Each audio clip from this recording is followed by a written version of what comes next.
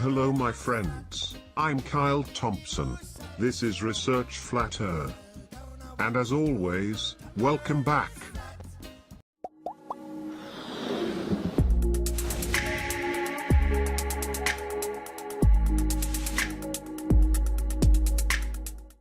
I watched a video from my perspective. His video is called Flat Earth Sunbeams Part 1. I was outside and I go, man, let me try that. And I just kind of ran in, I grabbed some cardboard, I cut some holes in it, and I wanted to see how the sun reacts coming through. So here I am, raising it high over my head, so I'm about 8 feet away from this. And the light doesn't diverge or spread out. You know, it doesn't splay out like we see the crepuscular rays. And this sun's far away. Just like in the heliocentric model, the sun is far away, right? 93 million miles away from our clouds. But we see the sun rays splaying out from the clouds as though it were a close sun and not a faraway sun. Well, you can see when it is far away, the light beams are parallel and they don't splay out or diverge from the clouds. So then I got a little bit more sophisticated. I went inside and I cut some nicer holes in another cardboard. You know, my budget went up. And here they are, and I put some CGI here. I put some beams in there, and you can see they are dead straight. No splaying out. And then you can also, there's a part here where I have it up overhead, and I had the same results. No splaying out. So this is the example of the faraway sun, that the rays, this is what we should experience coming through the clouds.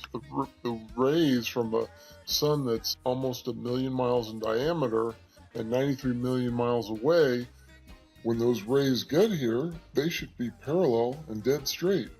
But we don't see them as dead straight. We see them splaying out or diverging from the clouds. Something's not right here.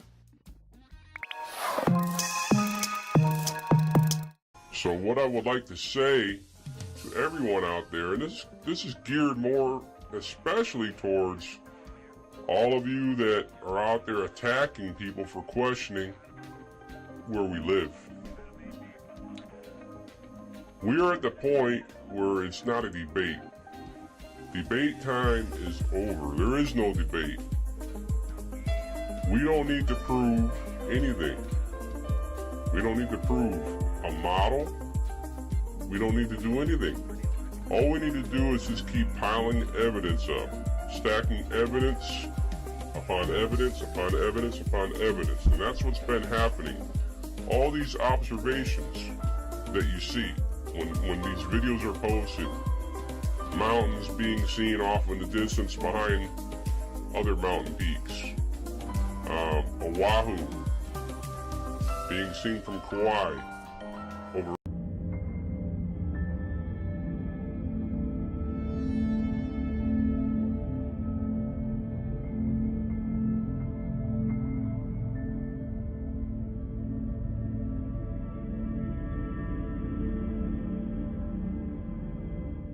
If imaginary numbers are at the heart of quantum mechanics, then presumably they are an inherent part of the universe.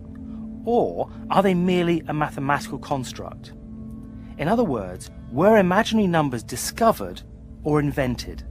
Oh, well, that's the key question, one of the key questions in the philosophy of mathematics. Mathematicians don't like to admit it, but if you look back at the history of mathematics, a lot of important mathematics was developed because it seemed to be a pattern or a game that nature or God also plays, not just a game that one mathematician invented one Sunday afternoon when he had nothing to do.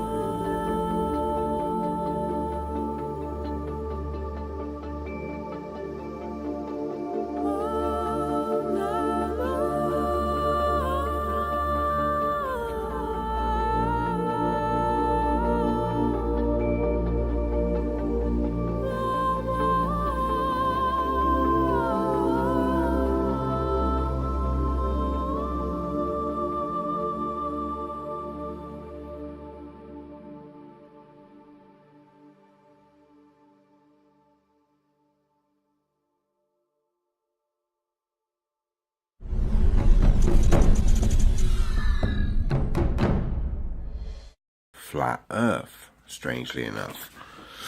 Okay, going on a cycle ride. The reason I choose cycle ride on Google Earth or Google Maps is because it gives me the elevation, which is what those figures are. Ooh, come out. It's not focusing properly. I'll show you that in a minute anyway. There we are, focusing better. But point being, I've gone on a 600-mile journey, 601 miles from Weymouth to Aberdeen. That's some cycle ride. 601 miles. Now, let's have a look at what we should be looking at. Curvature, Ebbs curve. 600 miles. Let's say 500. Wow, 31 miles of curve, is that? Yeah. 31 miles, 500 miles. We're giving them the benefit of doubt here, over 101 miles. But yeah, 500 miles, 31 miles of curve. That's what we should be looking at. Okay, so where are we at here? What we're actually getting is, let's have a look, what's the difference? On the journey, elevation is, I go up 16,322 feet. I come down 16,312 feet. Wow, difference of 10 feet. 10 feet of difference between Weymouth and Aberdeen. 600 miles, 10 feet of difference. And yet that should be 11 miles of curve. 10 feet of difference. And I'm guessing that's the difference of the road height above. That's it. That's just the difference of the road height and nothing else. So, wow. It would seem England from north to south, or Britain from north to south, is flat. Okay. Alright, here's our American journey now. We're going from San Francisco to New York, which is Battery Chamberlain Road to North Road. Zoom in quickly if I can.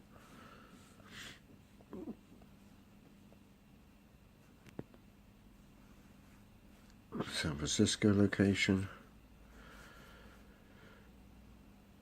From the west coast all the way across the east coast to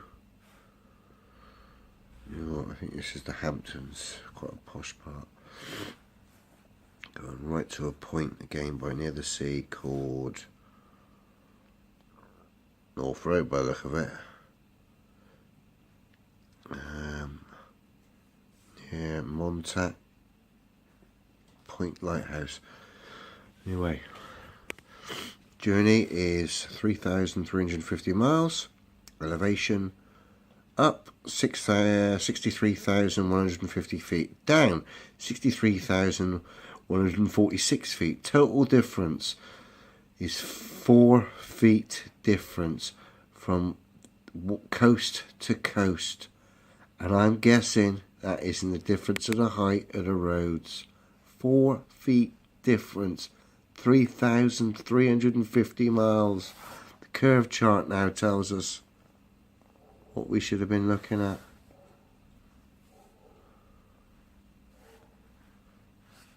Over 1,000 miles of curve. At 3,000 miles, you're looking at 1,375 miles of curve or drop. And what was it? 4 feet difference. 4 feet difference. It's flat. It's fucking flat. I talk about this all the time, and I was like, flat Earth. You know, I said this on my recent show and recent streams I've done. I said, I don't know if I should, I don't know about that, man. I mean, Alex don't even talk about it, because before I knew he was controlled opposition, I was still used to just like wondering, hey, Alex doesn't look at that. I was still used to him filtering everything out. That's the bottom line. And I was looking at everything like that through that filter. But because I'm a truth seeker, nothing's going to stop me from looking at the subject matter. So I went ahead and looked at it, did my research, watched everybody's content.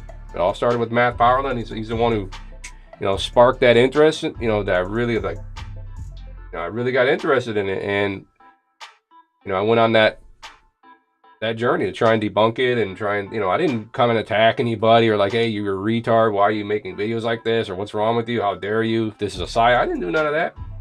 I just researched it, did my thing, couldn't prove it, couldn't prove that that we were a spinning ball. It's very simple. The NASA fraud is what really did it for me.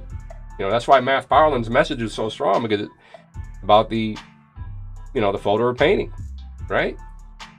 And that's what it's a perfect road to go down, the NASA fraud. That's where it all started with me. And stating the observation of missing curvature and everything else, it's over with, I mean, I'm all about proving where we live. NASA needs to prove it. They need to prove that we live on a spinning ball. They haven't done it in 2 years. So, bottom line is, people wanted to know, how can they support this channel? Okay? I moved over to this channel from my business channel when I got heavily attacked on the other channel. People weren't happy. These goons were not happy that I was talking about a subject on a channel, on a channel in front of a different type of audience. They don't like that. So they attacked me for that, told me I was trying to boost up my business back then, which I wasn't. Didn't care. I was already running. Didn't care. I can care less. And if anything, it was probably going to hurt the business more than anything. Okay? So, but I didn't care, because I said, I need to get this message out there, right? That's what I'm all about. So, long story short, I put up some footage from Mount Diablo that Matt had filmed.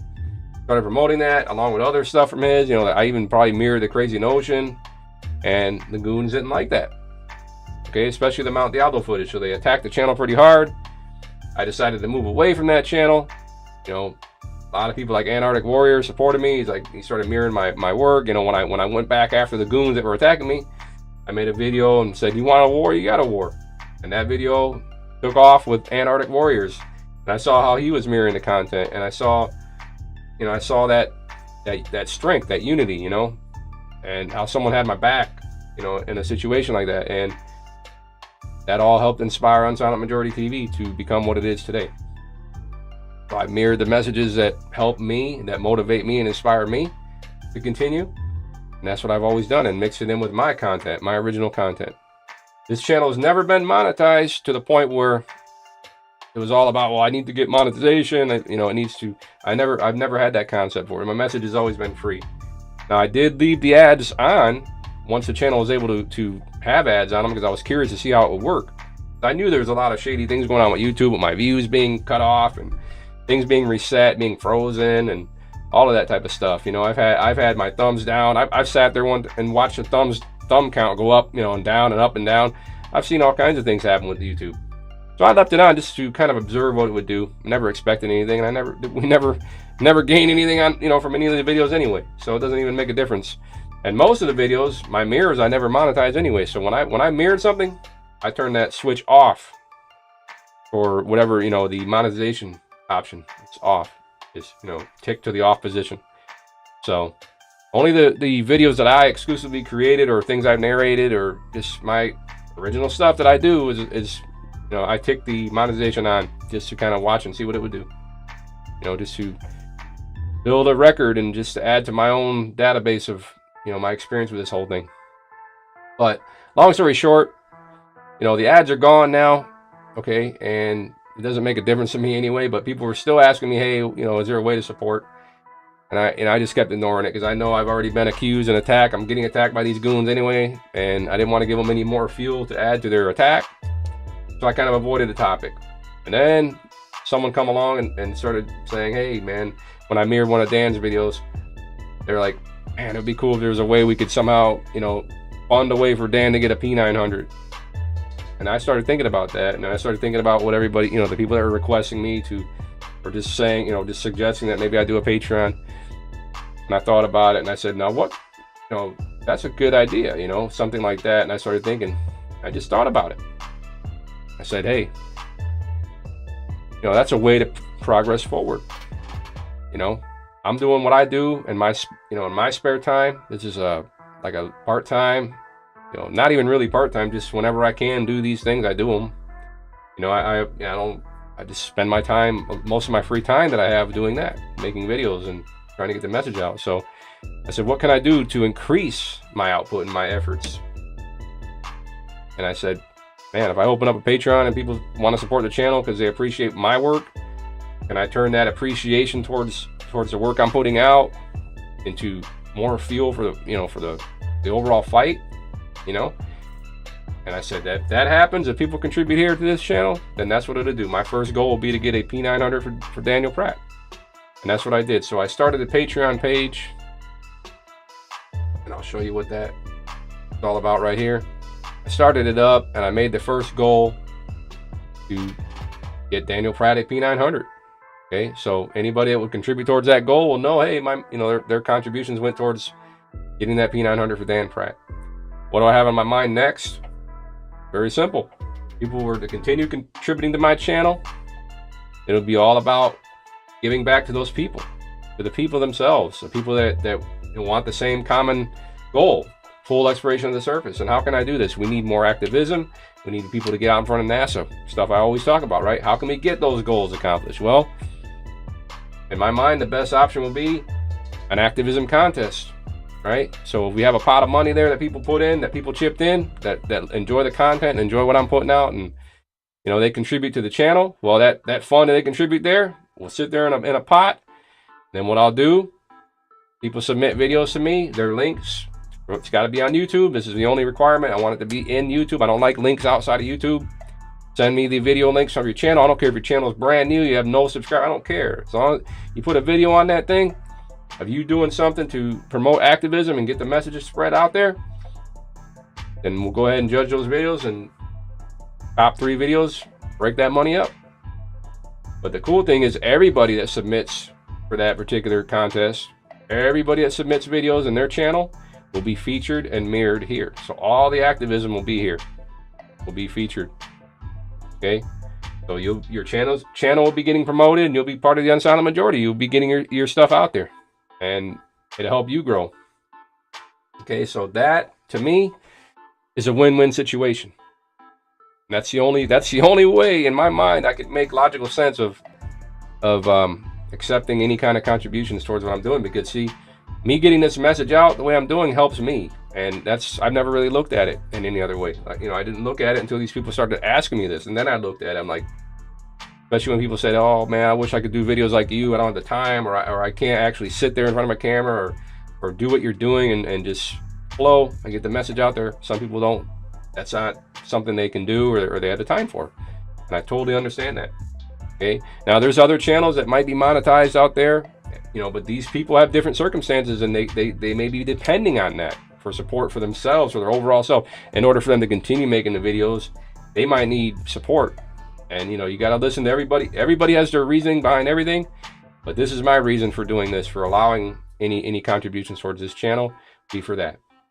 I don't need to support. So don't think, oh man, we need to give unsilent majority support so you can keep the videos going. I'm still going to keep doing what I've done. Just that anything that comes this way is only going to make it stronger. So if you want to contribute in that way, then you'll just make the channel stronger. You'll make the effort stronger. You'll make the outreach stronger, and you'll promote more people, which is what we need. We need more people. We need the numbers. That way that message gets to the right types of people that have the resources and the ability to push a full exploration and get it completed as soon as possible. And we get the people out there in front of NASA. As we get more activism, more people inspired to do activism, to not be afraid to talk about the flat earth to people that might not have heard it, then it's going to be easier to get out in front of NASA. Because we don't want just one person out in front of NASA bullhorning the heck out of them. I mean, I'm tempted to go do it. I might just go do it, guys. If it don't happen soon enough for me, I might just be that first guy out there. I really have that on my mind. Okay, don't be surprised if I don't go live one day and I'm outside NASA. Okay, because I want this thing to move forward. I'm in this to make progress, and the goons and the paid agents are not going to stop me. They didn't stop me before, they're not going to stop me now. So I don't care if they attack me, or I don't care if they try and shit all over what this particular plan I have. I don't care. They can say whatever they want to say. But everybody that watches here, you know what I'm all about. You know what this message has been since day one. Okay, so the goons, I can care less what they think, right? Because they are not on camera. They're not showing themselves. They ain't proving the spinning ball. They haven't done Zilch. Okay, except harass, attack, stalk, and prove how much of a cult that they're a part of. Okay, we're not the cult. Cult is the ball earth, because these people are reacting the way they react, trying to yank people back in. You know, it's a crab in the bucket syndrome, like I put in my thumb in some of my thumbnails. Same thing. Exactly what it is, man. So that's the Patreon page. You can read about. I'm not going to go ahead and read all that here. First goal is the P900. Next goal on my mind will just be towards activism, to promote activism. Okay, so that's what I want to do.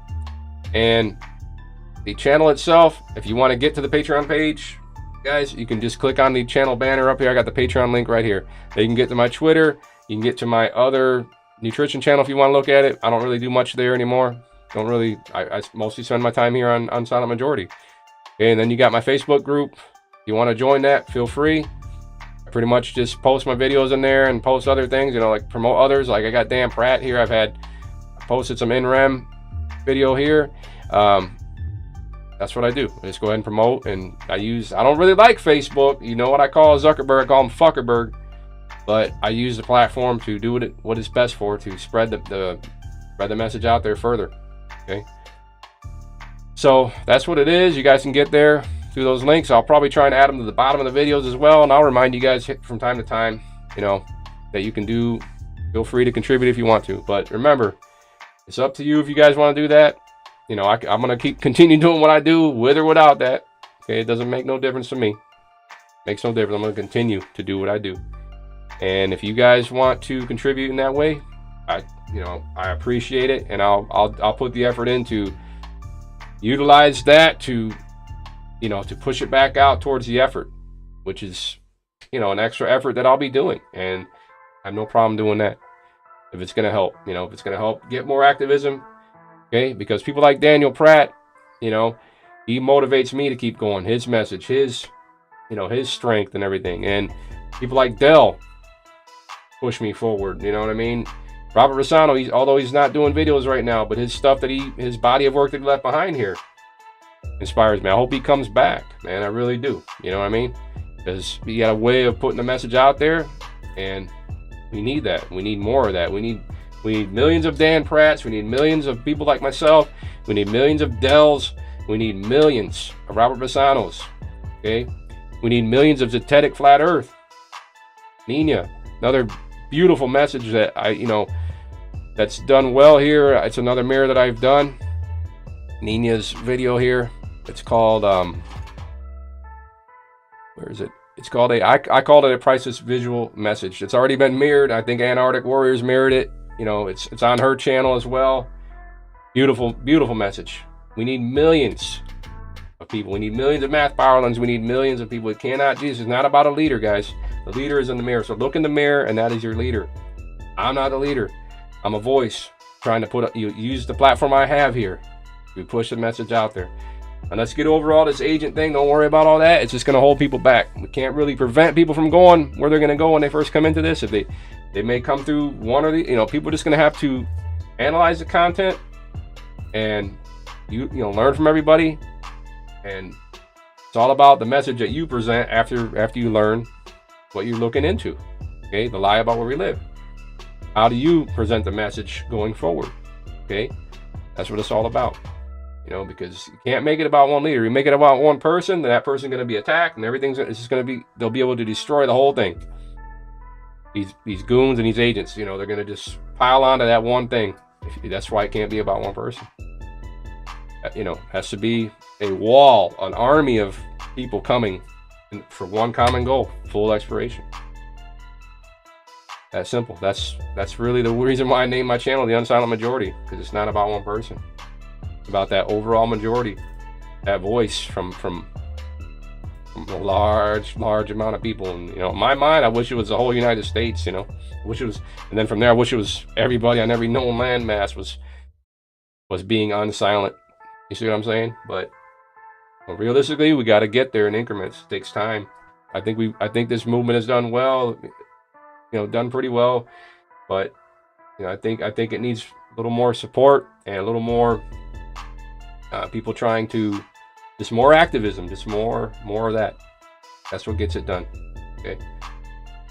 So that's it. Just wanted to make that official announcement.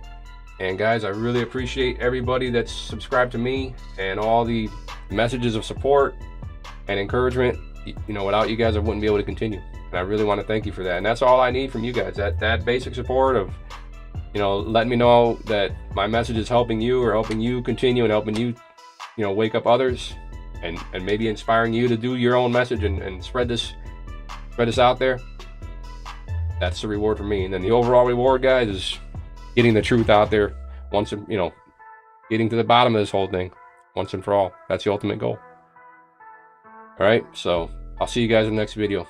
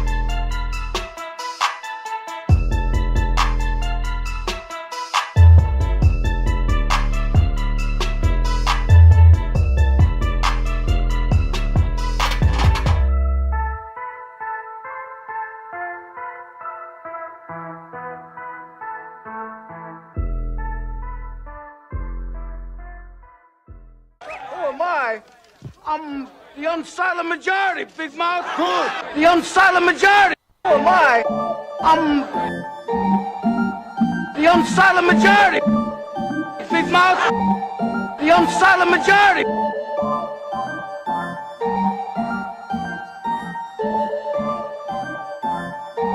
The unsilent majority. Who am I? The unsilent majority. Big mouth. The unsilent majority.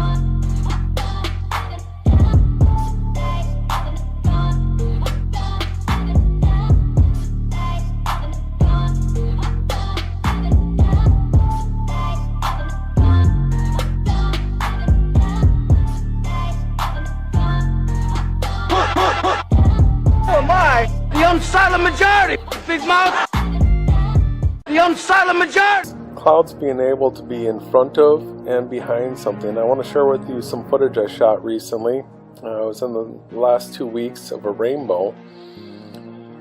And you can clearly see here that there are clouds in front of the rainbow and there's clouds behind. Okay, otherwise there'd be blue skies. When conflicts of principle arise, that's when major new paradigms can shift. Some of us, particularly Harad and myself, very, very strongly felt that this really undermined everything that we knew about physics. Everything that we know about physics today, and even much earlier, was based on a principle of physics which is so basic that we sometimes forget to mention it to our students. It's the idea that information never disappears. And I'll tell you what that means. Information means distinctions between things.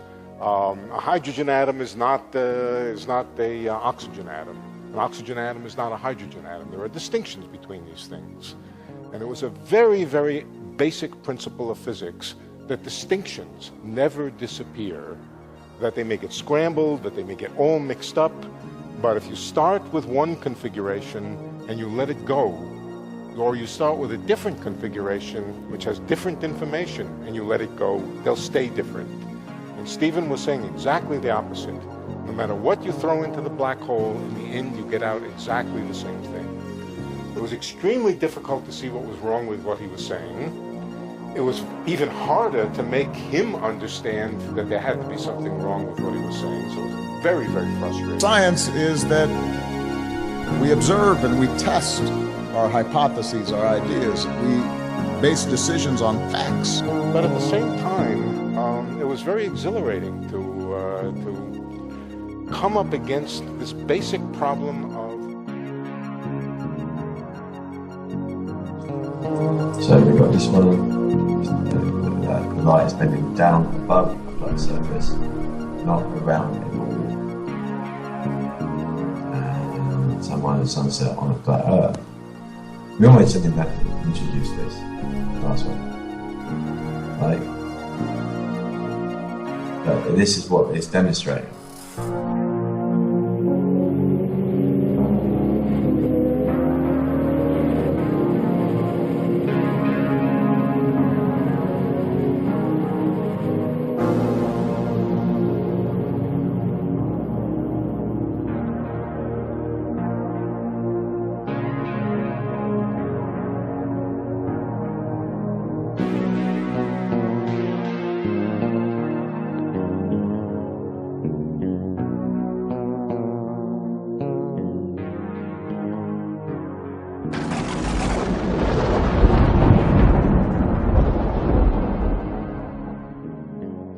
Exhilarating to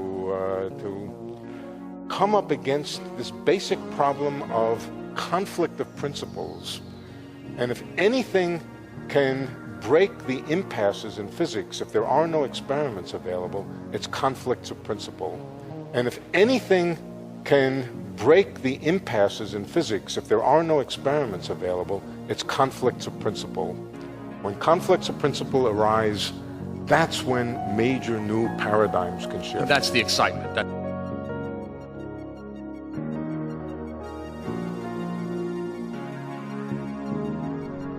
So to simply state that a conflict of principle is nothing more than a simple paradigm shift is underestimating the true value and nature of principles being changed.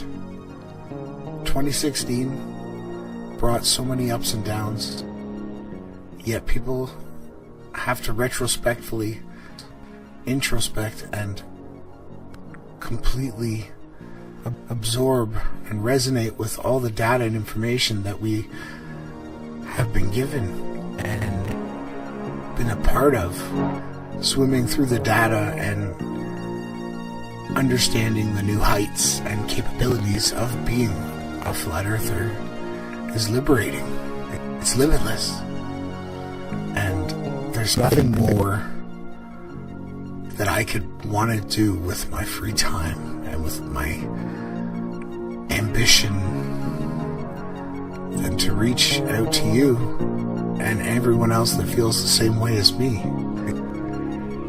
All I can hope is that 2017 brings with it new horizons and new limitless ways for us to raise the bar and to truly discover the realm, the rendering nature of our reality, and then to display it with passion, art, skill, and precise timing and patience. And I'm thankful that everyone can bear with my spelling and editing mistakes as much as I can bear with everyone else's. The main goal is that we achieve to higher things. The levity of the situation is all the electrical information I'm reading. What more can we do? What more can we say? How else can we reach more people? What are your goals? How has 2016 treated you? Have you learned anything?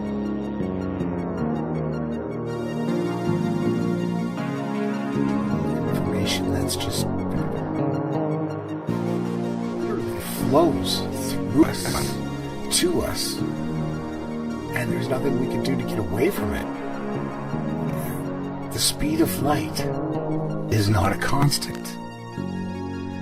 The Earth is not a spinning ball.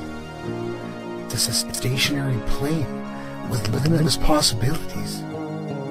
Very fact and notion that we're not moving. If you turn up the exposure, you can see the stars in the back. Every Photoshop expert can tell that this image has been digitally manipulated. Here, we can see a square-like shape. Just look around this star.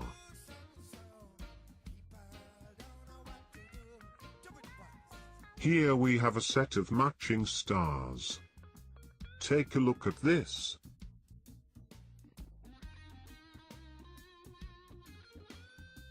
this is another square-looking shape.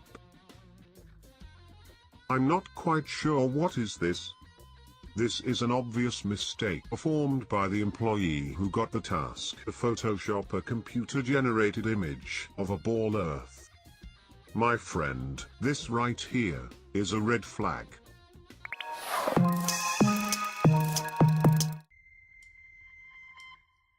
A flight from Shanghai going to Munich, Germany. Now this young lady that passed away, y'all rest her soul, but what can be gleaned from the flight is, if you pull up the link, the article link below, you can see this with me, is what went down was that they had to stop off at an airport due to a medical emergency, and what actually went down is when they touched down at this airport, they had to take a stop off in flight. Now what was going on though with the situation is, here is the airport way up here, okay? So on a globe flight, it makes no sense to go up there. Now you might say, look, it was an emergency. Well, look guys, all of China's right here.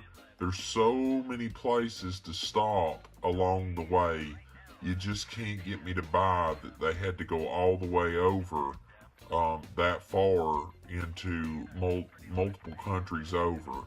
Okay, if they're needing an emergency land, all right, there's plenty of places to do it. But on a flat Earth, it makes perfect sense because that's where they were flying across.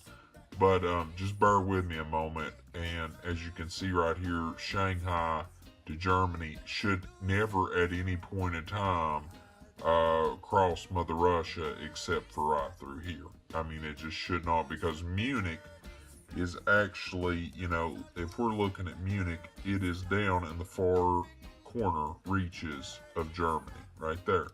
So there's no reason at any point in time, I mean, that is so far off the map to go up there. It makes absolutely no sense until we pull up the world that the Most High Yah created, and we see that flying from Shanghai to Germany would put you right over that area in Russia and right near that airport. Then it all starts coming together. Caught on camera, amazing moment. A woman gives birth to a premature baby girl at 30,000 feet on a airplane flight from Taiwan to Los Angeles. What does this have to do with the flat Earth? Well, here it is, folks. Check this out. I'm gonna read the actual page here from dailymail.co.uk, dated October 13, 2015. This is the published time or date. China airline flight landed in Alaska with an extra passenger, the newborn baby, after expecting the mother to give birth to a baby girl several weeks a little bit early. The Taiwan to Los Angeles flight was forced to make an emergency landing on Thursday after a Taiwanese passenger water broke 6 hours into the 19-hour journey. Okay,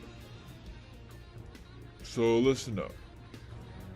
We have Taiwan and we have Los Angeles. It's a pretty straight flight right across the Pacific Ocean. Agree? Agreed. Alaska is way up north on top of Canada. Okay?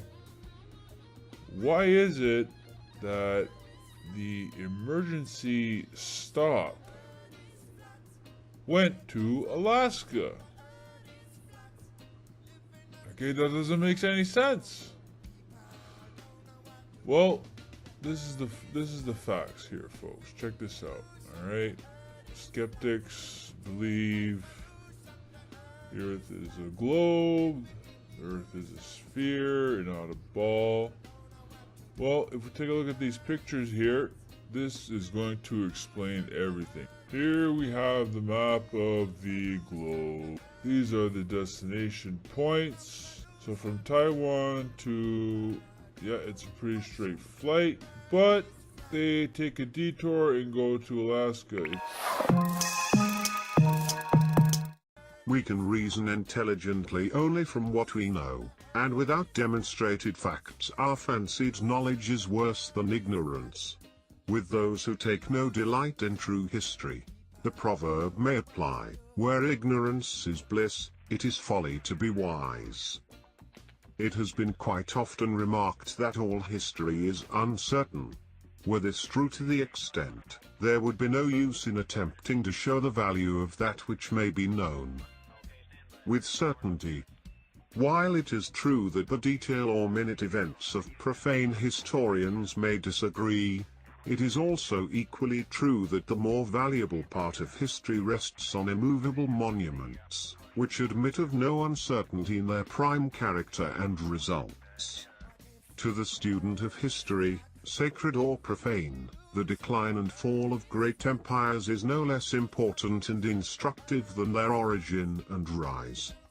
To him who wishes to know his approximate whereabouts in the history of mankind, its physical duration, and that of his fellow beings, the pleasure and permanent satisfaction does not consist in highly colored pictures of crime, nor eloquence or rhetoric of the writer, but truth in its simplicity.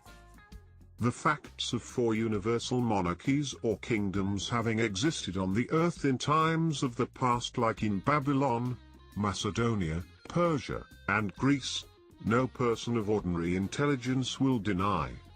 History and historians, pyramids and monuments, and excavated ruins, relics, etc., are too numerous for any successful controversy on the part of the skeptic. Further, that so sure as there existed the first universal kingdom, so sure there existed Nebuchadnezzar, the king of Babylon, and Daniel, a Hebrew captive.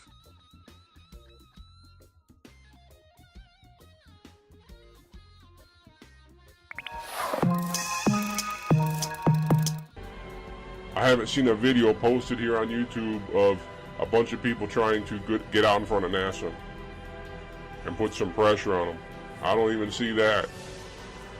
You know, like handing back their globes and piling up about 10,000 globes on their lawns and here's your globe back.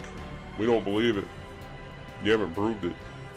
We don't see 24-hour live footage of the Earth spinning in real time with the clouds moving. Time's up. Too much evidence pointing to the fact that we're not a spinning ball. Okay, so with that, thanks for watching, and I'll see everyone in the next video.